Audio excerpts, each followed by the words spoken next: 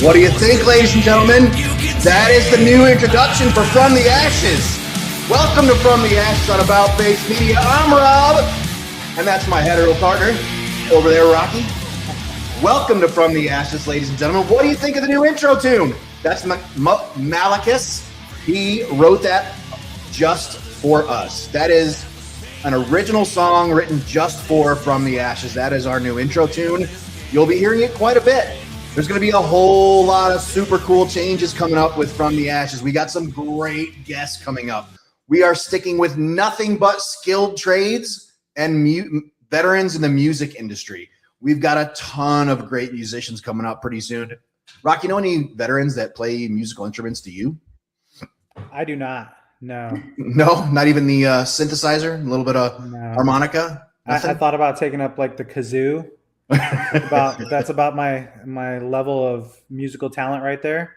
Did you have to play an instrument in school when you were in did you have to go to recorder class when you were in school? Skin flute, fuck off. Did you have to play recorder and shit? What's that, I guess doesn't everybody when you're in elementary school or whatever? And learn how to play hot cross buns and shit like that? Look, I don't remember what I had for breakfast most of the time, so I'm not going to remember playing a recorder. See, now herein lies the rub. Whereas guys are, I just got a message from Allie. She's not coming tonight. She's in serum training. I have no idea what that is, but okay. But we're not going to have Allie tonight. So just so you're aware. What do you call it? Well, and that's just it. You know, guys like you and I, we have the time to host a live radio show, but not the memory to host a live radio show. The problem is when you're a 20 plus year veteran and you're our age, you're like, if it's not a worthwhile piece of information to hang on to up here, it's gone forever. So yeah, man. It almost seems like nowadays, even the worthwhile stuff goes by the wayside. So well, what's happened? I don't understand. My favorite is when I get told, hey, do you remember when we talked about this? I don't. Who are you? So my wife understands, my wife gets it, that when we go somewhere, if I introduce her to someone, I'm like, oh, this is my lovely wife. That means I have no idea what the person's name is that we're talking to. And I need her to introduce herself so that they can say their name. It works. I'm going to say it. That's brilliant. It works. That is brilliant. Because 98% of the time we go to an event, where were we just recently? I don't even remember where we were. And obviously, that's funny. And and I'm like, oh, and this is my wife, Sandy. I don't think you've ever met her. Blah, blah. Oh, hi, I'm Sandy. Dude never introduced himself. He never said his name. I'm like, fuck. So, and it usually what happens is 2 weeks later, I get a message. Hey man, we talked at this event. Do you still want to get together? Oh yeah, sure. Love to. Hey, send me your full name and full contact information so I can save it in my phone. I'm terrible, man. I can't remember shit anymore. It actually gets quite funny sometimes, but do you have a head injury? You do not. I do not. Mental problems, but that's about it. all the shit that we did between our time in Germany and all the places we've been and whatnot, I'm amazed you haven't bumped your nugget more than once or twice. I mean, that's kind of. I mean, let's be real. Like, no, like seriously, injured head injury. Mm-hmm. Did I drink a little too much and probably hit my head a couple times? 100%. Hey, I was there for those. I was there for several of those. I love those stories, which is why you're invited back on the show. let me tell you, twice they were both in hospitals too. Actually, I hit my head twice in the military. I do remember that. I was in the hospital in K-Town or Launchstool. There you go. Launchstool. Yep, I remember. Yep. The first time I hit my head on the toilet and shattered the toilet seat. So for those that don't know, Rocky and I have children that are the same age. So I'm in the hospital. My wife's giving birth, and they're like, "Sir, we need you to leave." And I'm like, "I'm not leaving. My kid's about to be born. I'm not going anywhere. We need you to leave, sir." The last time someone was in here while their child was being born, they passed out and they hit their head on the toilet. I'm like, "Oh, you know my buddy Rocky?" And everybody in the room stops. "You know Rocky? How the hell do you know this guy?" I'm like, "That's my neighbor." Tracy even says, she goes, "You look like a tree. Your eyes rolled in the back of your head and you just like timber." I was like, whoa. We're sitting in that room and I was like, "Oh, see you later." So not going to be a medic, huh? No. All right. Well, we hate to start our shows this way, but it's important that these names get remembered. Joe, did you get the Never Forgotten that I sent you, bud? Did you? A little, maybe? That's okay if you didn't. Here, let me pull it up real quick. All right, ladies and gentlemen. So for those that don't know, an American soldier was killed in Iraq just a couple days ago, as a matter of fact. It says Wednesday, June 3rd. The U.S. Army on Wednesday identified a soldier who died in what the service has called a training-related incident. Sergeant Devin A. Siebel, age 26, died on May 31st at Erbil Air Base in Iraq. According to the Department of Defense releases, he was supporting Operation Inherent Resolve at the time of the incident. Siebel, a native, English is a hard language, of Robinson, Texas, was a combat medic specialist. The hell of a title. Assigned to the Air Ambulance Company 2nd BAT 4th Combat Aviation Brigade out of Fort Carson, Colorado. Enlisted May 2017.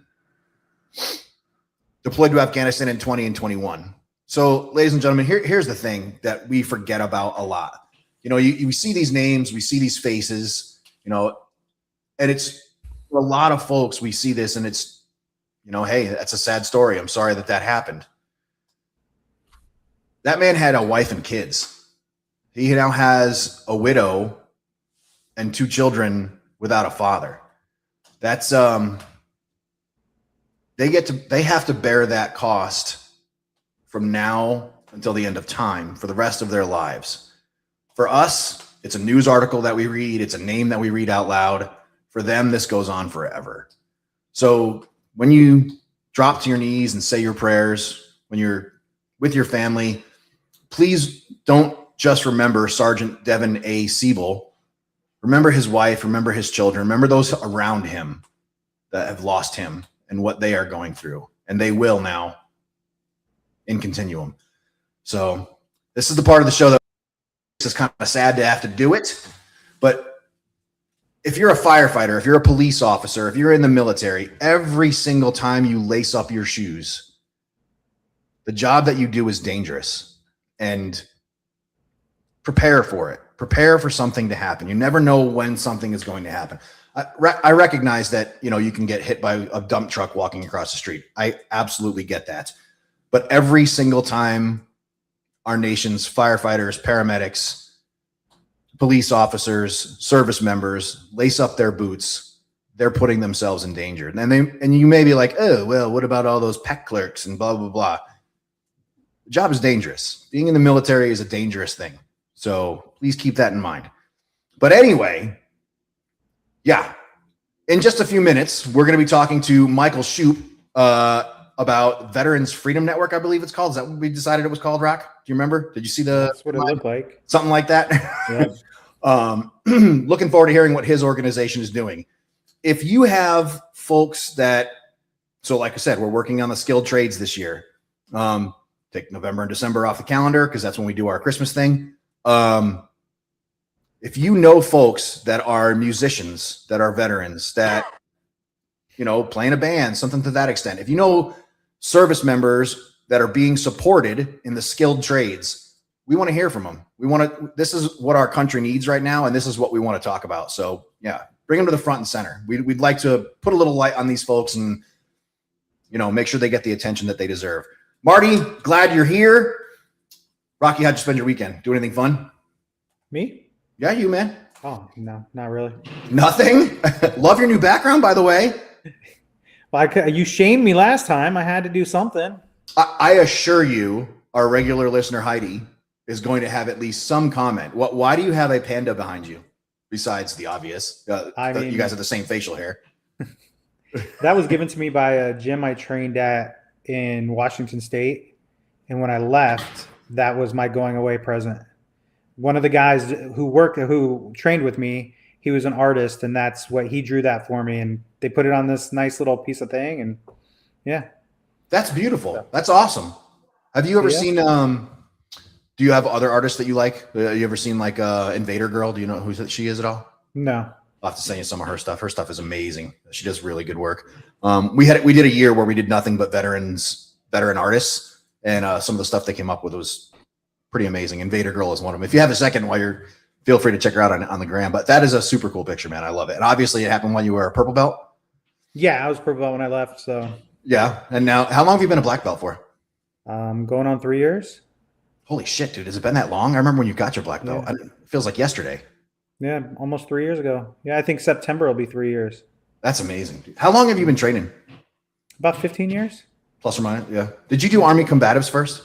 I did. Remember, I went to the All-Army Combatives tournament, got my butt whooped. Yep. Then I realized that, hey, I need more because I suck. And now I'm a black belt, and I still think I'm not very good. I was just too stupid to not quit. So it's like, I'm just going to keep going. And I think they just felt bad for me and were like, here you go.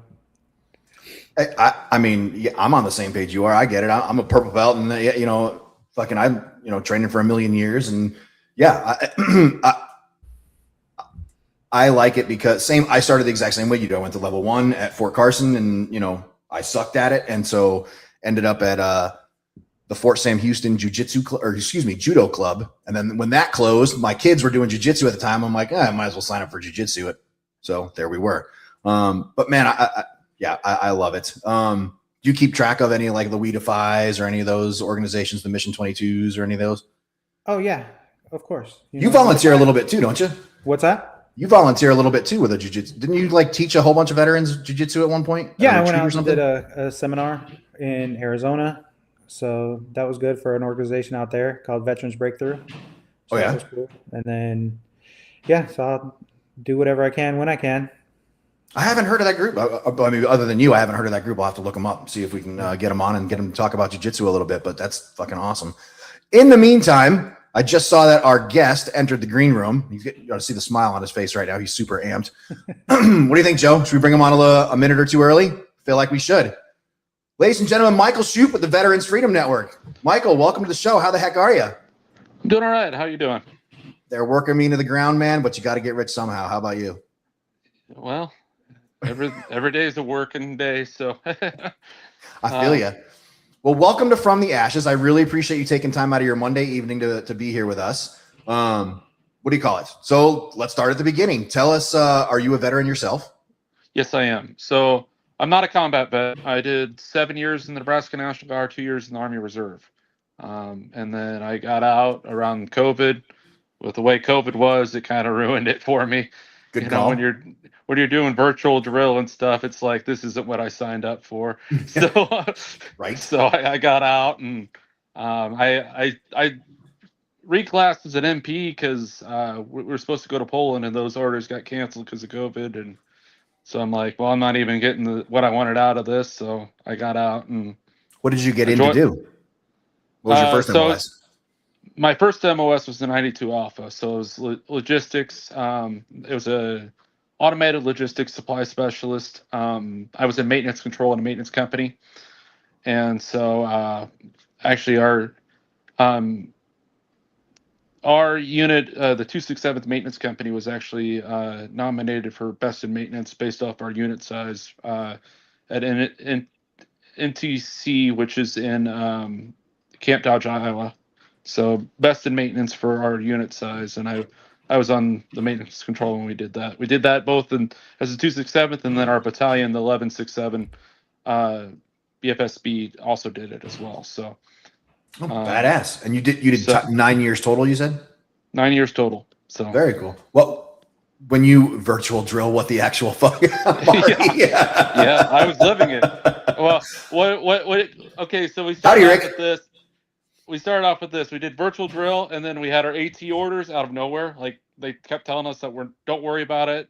Well, then I get a call from my first sergeant. You got to report to Candlewood Suites at Junction City, Kansas, because Camp Funston up at Fort Riley is usually where the barracks is. Well, that was a quarantine zone at the time, and so they sent me there with less than 24-hour notice, and yeah, it was just a mess. And yeah, I'm like, yeah, it's my time to get out. I joined when I was 17, with parents' consent. So and so that was kind of my way to kind of get out. And when your property Uncle Sam up until now, it's like, well, let's see what the other side of the, they say the grass is greener. Let's see how it's but no. Was it? No, I guess not. No, huh? Well, I mean, it's different when you're, I guess, a reservist instead of being active duty. If it was active duty, it would have been way different, So, well, it can be. Although, if you look at the numbers, our country's National Guard has deployed way more often than our active duty has. So, yeah, that should tell you something. I think that's because you have more units, and it's it's easier to cycle through them a lot faster than it is your National Guard unit or than your active duty. But then the Army Reserve, like the National Guard, was way better than the Army Reserve, just because state and federally funded, and being in there was I was in a really good unit in the Guard, and when I was in the Reserve, it was not a really good unit, and but COVID just kind of made it really worse for me and everything, and so I got out. And have they reached out since you got out during COVID and said, "Hey, we'd love to have you back"? All the time. I'll get, "This is Sergeant First Class so and so. Wanted to know how the Army can do for you," and I'm like, "Yeah, I've been there, done that. I'm good right now." Yeah, I've got all the hardware I need. Thank you, Rocky. Weren't you a 92 Alpha? No. I was a Yankee. There's a difference. Yeah, there is a difference. I'm sorry, I don't speak supply language. Unless you're bleeding, I can't help you. No. What's the difference between an Alpha and a Yankee? He worked in the motor pool. I worked in an office. Oh, check. I worked in the office. I was a maintenance control, but I did like the dispatching work orders and that kind of stuff, where they're more unit supply stuff, and that's kind of what it is. So he delivers parts. I deliver food. There you go. It's the best way to put it. and both school for 92 weeks for that, or however long. Yeah, that's awesome. Yeah. That's hysterical. Well, I'm glad you guys speak a similar language, and cool. I'll count on Rocky to fill in the details then when he says something I don't understand. Fucking get to the cat in here. Hell no, we're not getting to Pizza Cat quite yet. Pizza Cat's not till 6:50 p.m. You got a while. You got a while there, Marty. Sorry, that was hard to say. All right, so tell us. So you do your 9 years in the military. Between the National Guard and the Reserves, you get out. Tell us what happens when you get out of the military. Well, I started giving back, getting involved in several nonprofits, and kind of led me into what I'm about to talk with you here. But got involved in the local politics. Got involved in just the local community club in my hometown. I became the chartering president for a chamber of commerce in a county I didn't even live in. I happened to work there as an insurance agent. Just trying to find ways to kind of serve my community at a different capacity. So that's kind of where it's came. I did juvenile corrections for 4 years, and I hate kids. Well, I liked it. I came from a rough humble upbringings and stuff. And so, like, you know, I made a couple smarter choices. Otherwise, I would have been in the same position those kids were. You know, that's just reality. I mean, my You brother are a went to the generous soul. If I was working that job, I would want 2 cattle prods, and I just walk up and down the hallway and fucking. I'm black and white. You know, my favorite meeting, my favorite memory of that place is they found out it was my birthday, and they're all, be nice to Mr. Schoop, it's his birthday. And they all made me a birthday card. So it was a juvenile female facility. Mhm. And they said, this birthday card, big poster board said, "Happy birthday, you heartless, emotionless asshole." So I'm like, oh. Oh, they get me. Yeah, that's what Here I am thinking they don't understand, but they do. But, you know, a lot of them I've talked to about what they need to do and go if they can. You know, it's a way different military. You know, but if you're able to, you know, this is what you need to do. You know, reach out to your recruiter and make sure you're physically fit. You know, I mean, you'll get in shape in boot camp, but you know, you want to make sure prepare yourself for success. You know, and So we broadcast this show out of the Parker Cat House in Parker, Colorado. So I'm right next to Nebraska. We go to Colorado or Nebraska. I've been through there a bunch of times. Mhm. What the hell can you possibly do in Nebraska to get sent to juvie? oh, you'd be surprised. I would have to be, man. There's nothing to fucking do out there. We had a girl there that was there for cattle wrestling. So yeah, that's the most Nebraskan thing you can do. Did you just say cattle wrestling? Yeah, like stealing cattle. So Rustling, stealing them, stealing. Oh, rustling. Sorry. I thought you said wrestling. I was like, don't No, Texans do that for fun? Yeah. No. I'm like, hold on, this girl needs jujitsu. Let's talk this through. But no, so as time went on, I got involved in the political landscape of Nebraska. You know, me and my partner Adam, we've both been kind of involved in Nebraska politics for quite a while, and so this organization got brought to me as it was originally. It was just a march. So October 28th. We're going to be having march in several different states across the nation, you know, for veterans' rights, trying to specifically on trying to get rid of the veteran homelessness population that we have, but also on reforming the BA system. And so that's kind of what our biggest thing that we're fighting for right now. So we've kind of got involved in the political side of things, working with several elected officials across the nation, here within the state of Nebraska, but other states, just advocating for veterans. So the Richard Starr Act that's out right now, we're working with federal delegation on trying to get that passed. If you guys are aware what the Richard Starr Act is? Oh, yes, very. Yes. So we're But working hey, on some of our listeners might not. If you have the ability to pontificate on it, please do. Yeah. So if you're if you're a combat vet and you got injured on the line of duty, and before your 20 years, it's my understanding with this is you have your retirement and you have your disability, basically, and they don't give you both. They take dollar for dollar from one from the other, and this bill would essentially make it to where you can get essentially both. But the problem is the votes are there. It's within the federal, within the Senate. Last I saw, it was like 79 votes, and then it made it through, and it made it through committee on the House. But our congressional leadership, with their infinite wisdom, won't let it go to the floor, even though it has 336 votes. I think is what I saw last. This is federally or this is state? This is federally, so this is in Washington. So they won't let it go to the floor because I think it was like $10 million. It's like $10 million or whatever of that they would have to pay, because I mean you'd be paying. It's not one or the other. You're paying both, and you know, for somebody go ahead.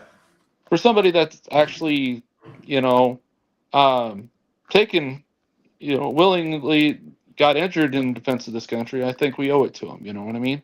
So for those listeners that aren't tracking exactly what we're talking about here, so the Major Richard Starr Act, they're trying to pass legislation right now. So I did 20 years in the Army. I did 26. I did 20 years in the Army. I am allowed to collect a retirement from the United States Army. On the day that I retired, I applied for VA compensation. Most people call it disability. So I now collect my retirement as well as my compensation for my injuries. What Michael is telling us is that, let's say that you did 18 years or 19 years in the United States Army, you get injured while you're deployed in a combat zone, you collect your compensation, you do not get a retirement. So you did 18 years in the military, 2 years shy of retiring, you don't get the retirement. You're only getting your VA compensation. And it's fucking wrong. It's completely wrong because people are putting 18 years in, 15 years in, and not getting anything towards their retirement. And what our elected officials are telling us, sorry, Michael, I'm going off the rails a little bit here. I apologize. No, you're fine. I tend to rant. What our elected officials are telling us is that $10 million is too much money to spend on our nation's veterans. And if that doesn't make you completely furious, you're listening to the wrong radio show, because it drives us fucking insane here. Why do I do 10 years in the United States military, I leave, and I get nothing towards my retirement for that? Other than, what's that program called? The TSP. TSP, thank you, Rocky. I appreciate that. Yeah, the thrift savings plan. You get your 401k that you paid into, but you don't get any type of retirement, which is what you signed up for. So, yeah, fuck them. So, well done, Michael. Keep going. I apologize. No. It's like, well, it comes down to this. This is somebody that's literally been wounded, in defense of our nation. And what's the price that you put on a life? I mean, $10 million for somebody that's literally could have been had their life taken. I mean, what's it cost? What's the price? If you're going to put a dollar amount, you can't. And so whatever it is whatever we can do is what we should do. Exactly. That's just the way it should be. So, and just like that fucking voting bill that they're finger banging right now that they can't seem to get across and get figured out. I'll bet you if you put this to the American people and say, hey, would you like to pay your fucking veterans who gave their life, limb, and eyesight for our nation, would you like to pay them a retirement? I bet you 98% of your American population would say, fuck yeah, I would. This is bullshit. Well, and what I do, like I said, I'm in politics. I sit in, so Nebraska, I'm in the 3rd district. We sit on the Republican side, but I work with people on both sides within this organization. I sit on the executive committee for the state Republican Party. Okay. And I tell people straight out, don't say thank you for your service if you're not out there voting. That's your part, take advantage of the freedoms that have been fought for you, not just leave it on the table and let someone else figure it out.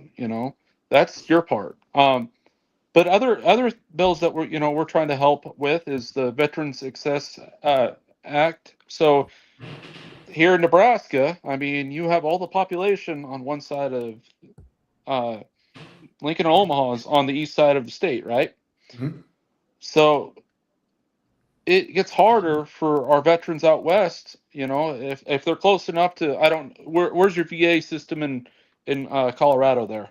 Heart of Denver, right in Denver. It's actually in Aurora, but which is a suburb of Denver, but it's so basically Denver. So if you're sitting in the middle of Nebraska, like way out in the sand hills or wherever, I mean, you're miles and miles away from the VA system. So this Assess Act will provide, so you can go to your local, you can get the care that you need locally.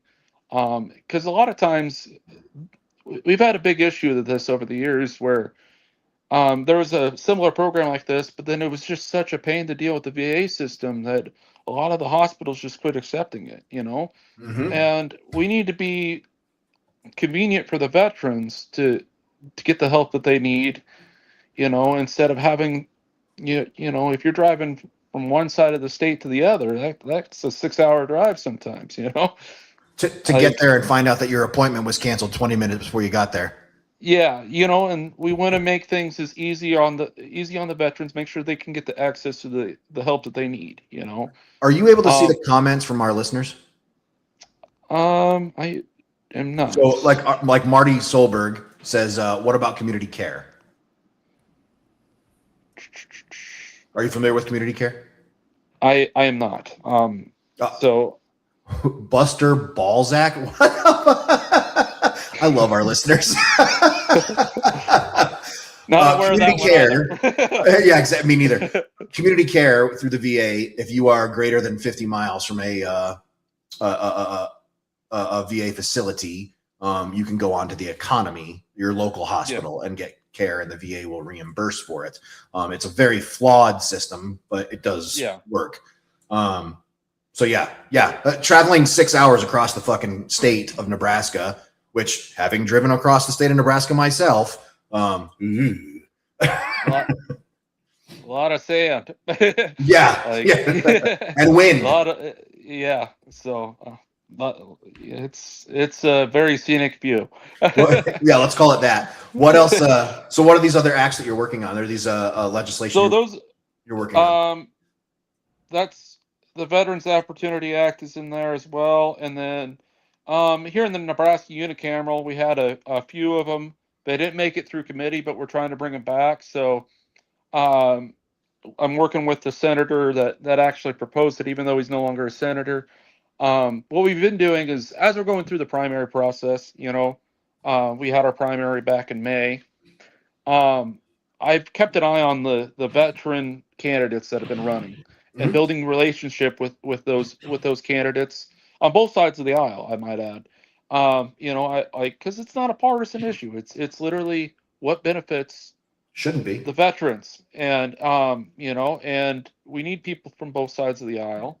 And so we're going through and want to bring back LB 693, which is the Veterans Benefits Protection Act.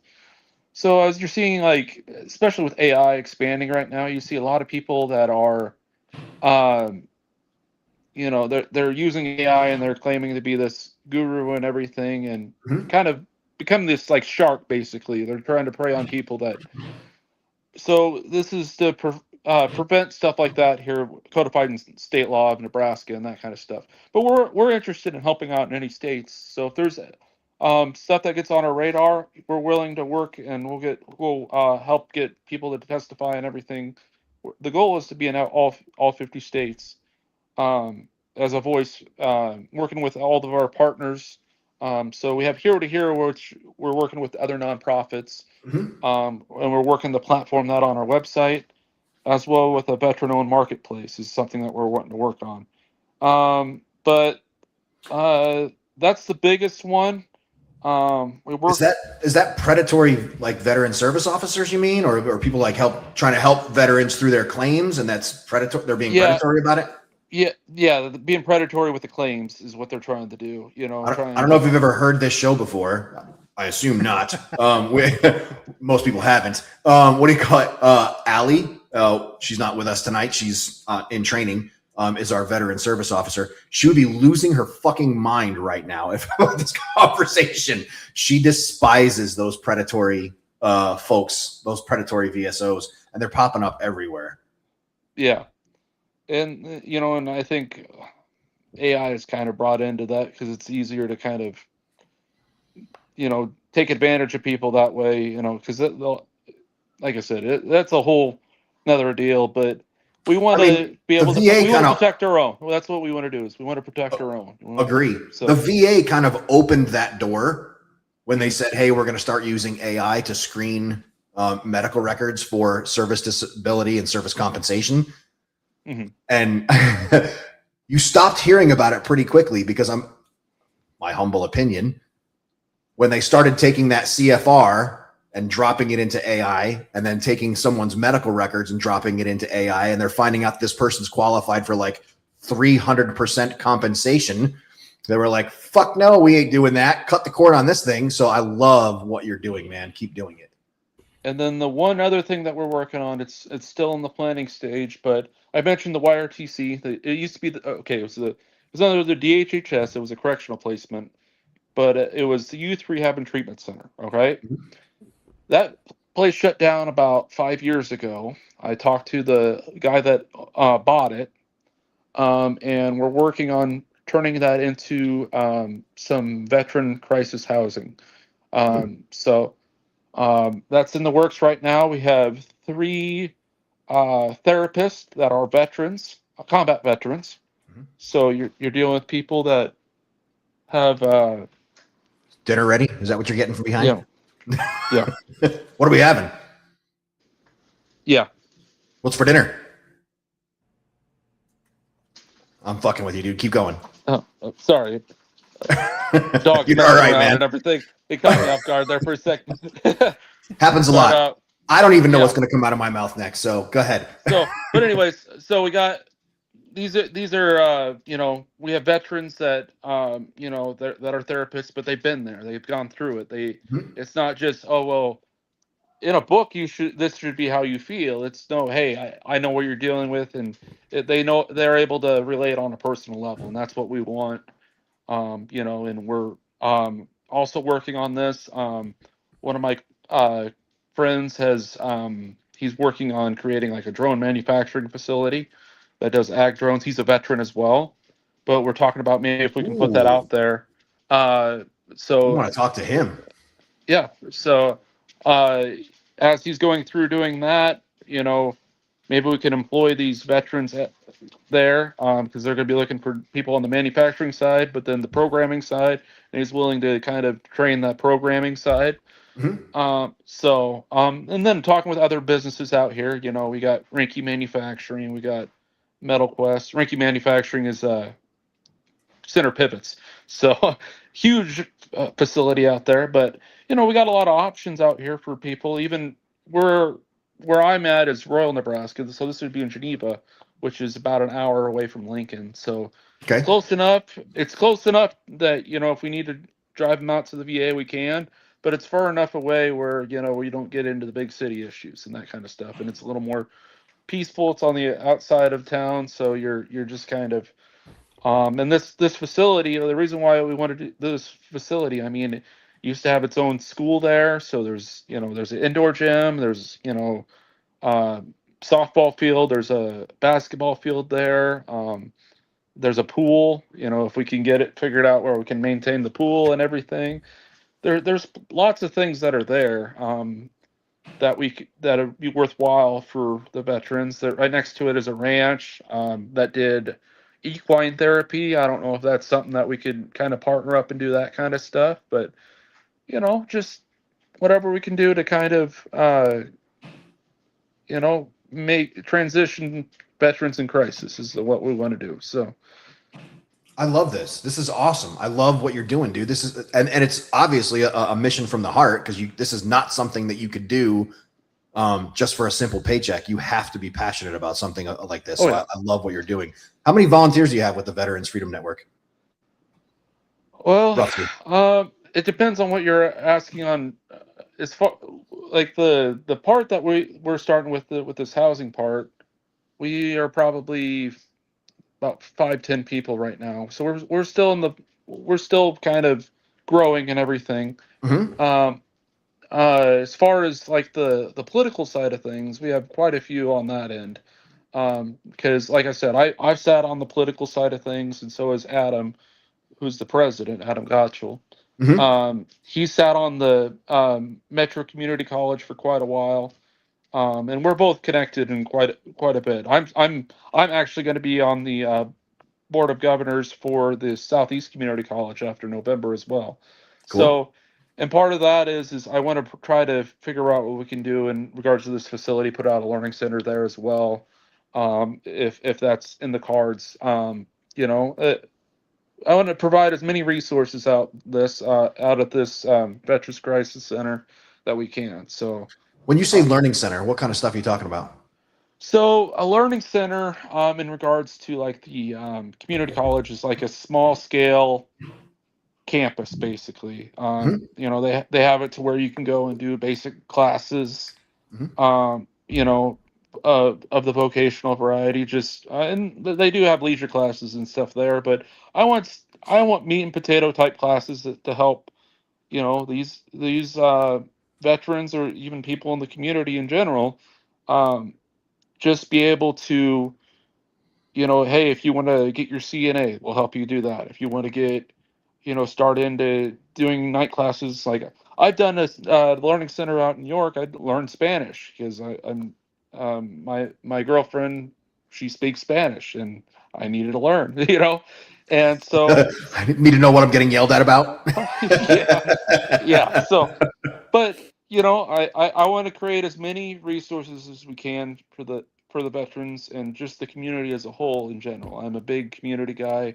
I'm a small town guy. I want to do what we can to be beneficial to our community. So, 2 questions. 1, how can our listening audience support what you're doing? you do have a website. You can either email me directly. It's CEO@veteransfreedomnetwork.com. And what we were looking for is a few things. We're wanting to do so for the veterans that do have a market, we have a veteran-owned marketplace. So if you have a veteran-owned business, we'd love to showcase you on our veteran marketplace, and just kind of branch out that way. Other nonprofits, we want to work with other nonprofits. The goal is to get in all 50 states. So, and the nice thing about it's kind of a good problem not to have is we don't have as many homeless vets here in Nebraska. I think we're looking at like about 130, 150. So that's an easy number to get to 0 if we can. And the goal is to bring in other people from other states or build other facilities in other states if we can get to that point.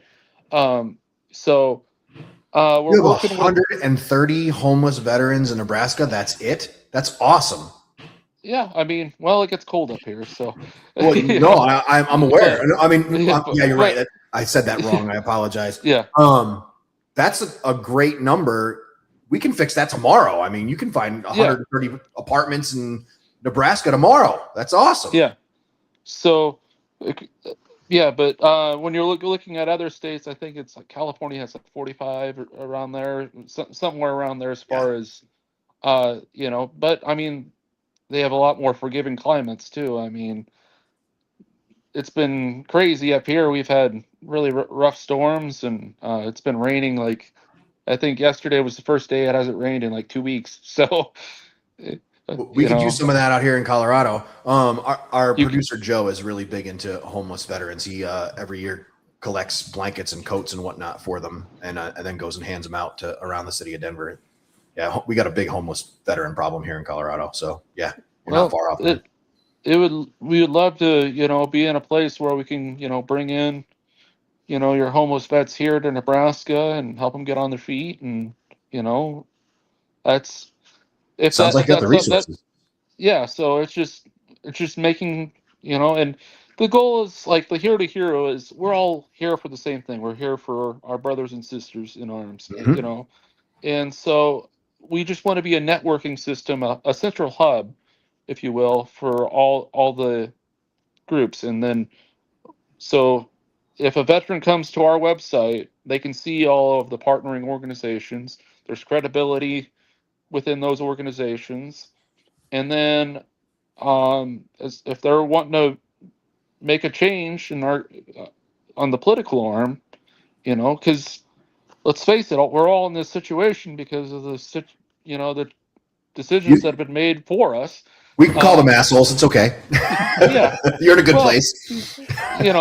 But yeah, we're in this position because, the people that, are making decisions on our behalf, and they don't have to deal with the repercussions of what happens. And that's just the way it is. So, we're going to work with the elected officials that want to help support veterans. And if we find out if there is any that don't, then we'll work on getting rid of them and find somebody that does. Well, and which leads us to our listeners' question. How do you vet partner organizations, and do you vet partner organizations? We do vet them. Obviously, we want you to be a licensed, 501c3. We do a little bit of research before we start platforming people. Mm-hmm. We want that credibility, but we're willing to take anybody that's credible. I mean, there's some that are big, some that are small. Sometimes some organizations get so big that they lose their effectiveness, and they lose their credibility. We're Yes, just we do. willing to work with. We're willing to work with whoever is willing to help us with the mission, and the mission is to take care of our own. That's our Mhm. mission. We take care of our own brothers and sisters I because love it. nobody's going to save us. We need to save each other. So Let's see here. Our listener says Colorado has an estimated 1,022 homeless veterans. See, that seems like a manageable number as well. I mean, it's not a 310, but I mean, that seems like a very manageable number for a state like Colorado. I don't understand. It should be 0. So whatever, man. No, not whatever. should be. It should be, but I mean, sometimes government has, better priorities. I'm trying to say this in the nicest way possible. And Don't pick and choose your words on this show. Well, anyways, they seem to think that they have better priorities than the people that got them to the positions that they are now. And that's the thing. Like, we owe, and I'm not a combat vet. I owe my life to these guys that gave everything. So, and hey man, I'm going to stop you right there. That's one of the things we have on this show. I think I know what you're going to say. Go ahead, Rock. You've said it a couple times, Michael. I'm just going to say, like, don't discount what you did and what you went through. Yeah. Right. Don't ever discount that. Doesn't matter if you went to combat or not. There's a million guys out there who served in the military successfully and did great things that never stepped foot out of the United States. Yep. Do not minimize your. I believe that's what you're going to say. Service. Well, you're exactly right. that. I get that, but there are some people that did more than I did, and they have to deal with a way harder transition into civilian life than what I do, and that's reality. My brother, and someone said, "Say your name, repeat after me, and state your name," and you did. You stepped forward. You were willing. They don't pay us for what we do; they pay us for what we're willing to do. I get that, and like I said, it's not that I'm trying to compare my service to anybody, but I'm saying I'm serving at a different capacity to give back to people that you are. I'm trying to be humble about this. It's reality. A lot of people had to. It takes a toll on everybody that did serve. And especially in the kind of war that we're fighting now. I mean, I've heard of stories, of people seeing Christmas lights for IEDs and that kind of stuff, and it's just you're fighting for 20 years, 25 years now. You're fighting insurgents. You're fighting people amongst the populace. And transitioning could be. I'm just saying, like, we need to take care of our own, and the way the government is. We need to pressure them to take care of their own. We agree completely. So my second question for you. Okay.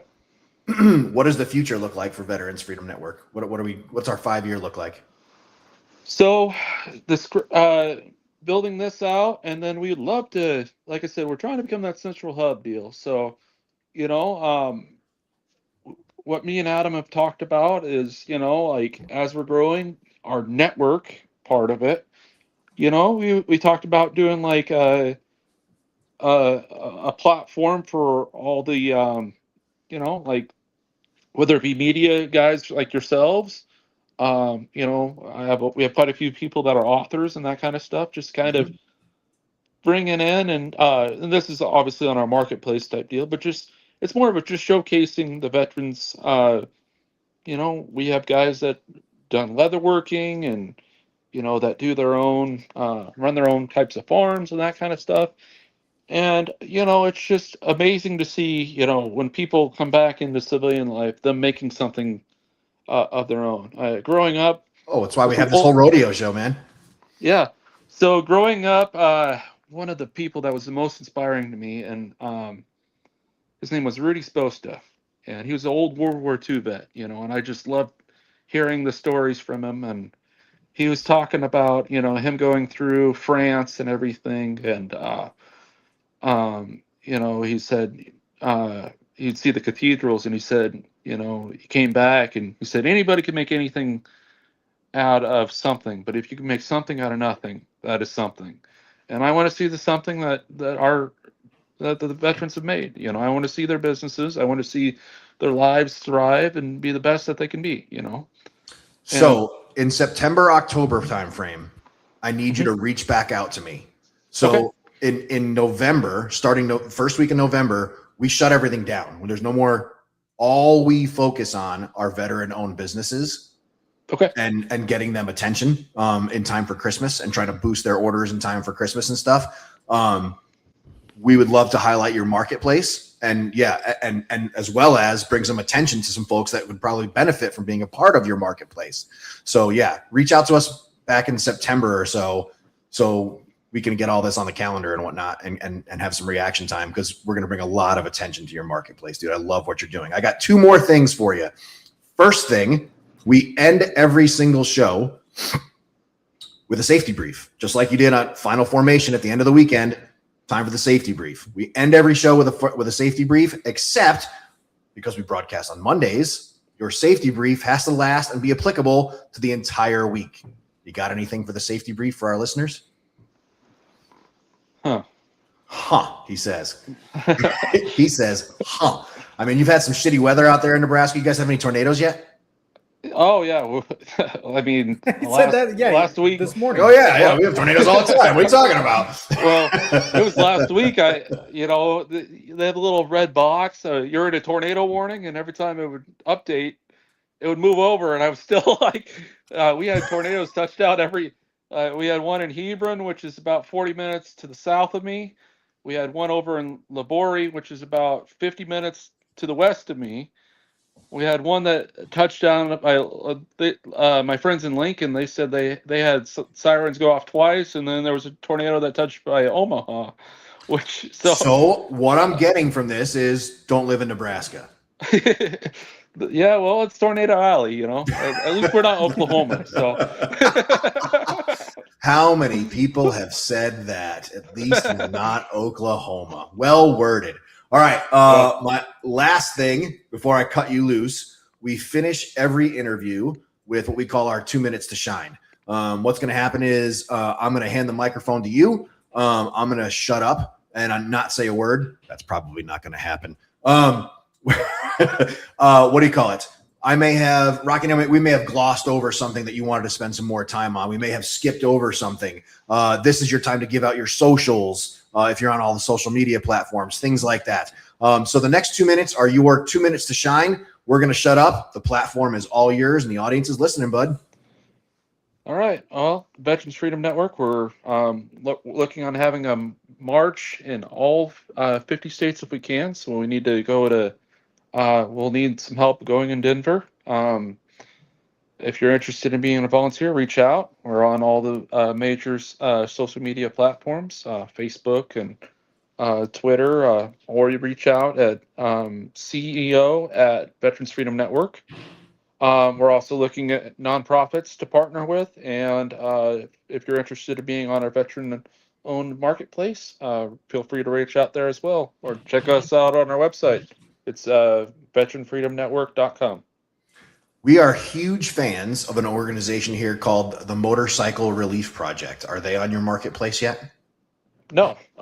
I will send you some contact info. Amazing organization that is absolutely saving veterans' lives. And we are huge proponents of the Motorcycle Relief Project here on From the Ashes Radio. So yeah, we're going to start airing some of their commercials and stuff too. Ladies and gentlemen, we've been talking with Michael Schoop. He is the CEO at the Veterans Freedom Network. They are doing amazing things in Nebraska for your veteran population, but they need your help. They very clearly need your help. They need volunteers. They need money. They need support. They've got a good thing going, but they could really use your help. So go to their website, send an email to Michael Schoop. Go check out their socials. You're just Veterans Freedom Network on the Instagram, correct? I think so, yes. I think it's you and I connected, if I remember correctly. I'm not positive of that, but We connected on Facebook, but yes. close. So yeah. So Michael, I can't thank you enough for taking time out of your Monday night away from your family. Clearly, you're missing dinner to be a part of this show. It means a lot to me, and it means a lot to the veteran community. So really appreciate all of your efforts. If you haven't been told thank you 1,000 times, I'd like to say thank you for what you're doing, man. It means a lot to me. well, thank you for allowing me the time to talk to you guys. So You have an open invitation. You can come back anytime you'd like, man. We really appreciate what you're doing, man. So go do good things, okay? all right. Have a great rest of your Monday night, and thanks for being here. Thank you. You too. I love organizations like that are just kind of a 310 homeless veterans in Nebraska. I feel like we can fix that tomorrow. I mean, we could put a couple tiny houses in your backyard and call it a day. That's what I'm talking. I mean, you've seen my backyard. It's huge. You could probably fit 10 of them back there. Look, we can get rid of all Nebraska homeless right now. You know what though? I will give. I'm a firm proponent of, like, when he brought up about mental health and having veterans do mental health. I think there's a big misconnect sometimes between therapists and the veteran. So the fact he's looking for those individuals to help them, that says a lot about what he's doing. Would you recommend more veterans go and get licensed as mental health counselors? Do you think that'd be an advantageous thing? Oh, 100%. A lot of veterans don't. They'll tell you straight out they don't want to see a therapist just because it's, you see that 22-year-old girl who, just graduated from college, and they're like, how are you going to tell me, the 50-year-old combat veteran, or the tier 1 guy who's like, listen, I've spent my whole life doing longer than you've been alive, doing things that you'll never see. It's a hard thing to do. And even we fail in that peer-to-peer sometimes too, that peer-to-peer life coaching. Tell me more. What do you mean? It's just something like, if you think about it, right? Peer-to-peer life coaching. Life coaching is just you helping somebody with if you called me and say, hey, I'm really struggling with this today, right? And we just talk peer-to-peer. Which has happened about 1,000 times in our friendship. Yeah, but think about, I have you, we have each other, but think about those veterans who feel like they don't have anybody. Yeah. So it's that having that network of peer-to-peer that you can just contact and be like, hey, some guy, because what do? We isolate.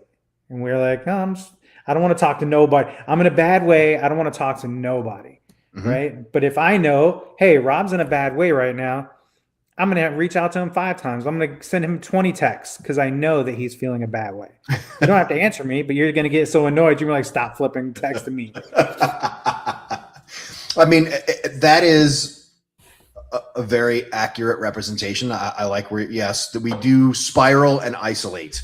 And, and Michael was like, I'm just trying to be as humble as I can. And I'm starting to see that in the veteran population is actually a character flaw. Like, we can't advocate for ourselves because we've been taught for so long, hey, it's the people below you that make you successful. It's not in your actions. And so now here we get out and we can't advocate for ourselves because we're like, oh no, I didn't do anything. Bro, you fucking saved like 200 people. What are you talking about, man? Yeah. I mean, think about it in the whole, like, when somebody walks by and says, thank you for your service, how do you feel? Embarrassed. It's an awkward feeling, right? You're like, why are you thanking me? It's an awkward feeling sometimes. Very. So I agree. I like the peer-to-peer thing. I wonder if we can expand on that. Like, I know, licensed clinical therapists have a place and are extremely useful. And I agree, but a lot of veterans don't want to talk to someone like you described, the 22-year-old just graduated college, but they'll talk to their peers. And I wonder if we can expand on that, if there is already a thing where we can do good things with that. I don't know. You got anything for the safety brief before I cut you loose for the day? I don't. No, how do you have nothing, man? Are you 20 some odd years in the Army? You got nothing for the safety brief? Listen, Marty, what do you have for the safety brief besides don't dip your balls in cold rivers in Colorado? Marty and I went fishing yesterday, and the water was fucking ice cold, man. And you're good right up until you get the balls wet.